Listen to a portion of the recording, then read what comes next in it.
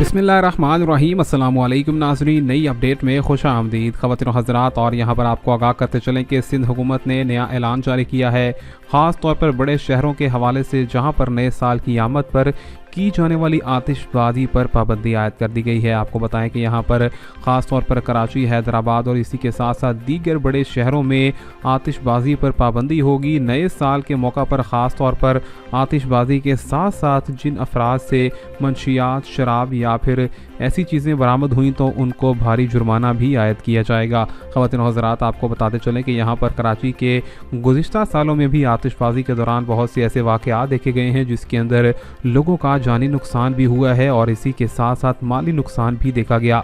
लिहाजा फ़िलहाल के लिए शहर के अंदर यहाँ पर मुकम्मल तौर पर पाबंदी रहेगी और इस नए कानून के मुताबिक ये भी कहा गया है कि जिन लोगों ने यहाँ पर खिलाफ वर्जी की तो उनको जेल भी भिजवाया जाएगा।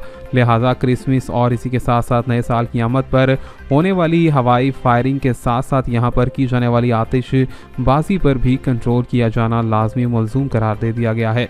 मिलेंगे नई अपडेट में, तब तक के लिए अल्लाह हाफिज़।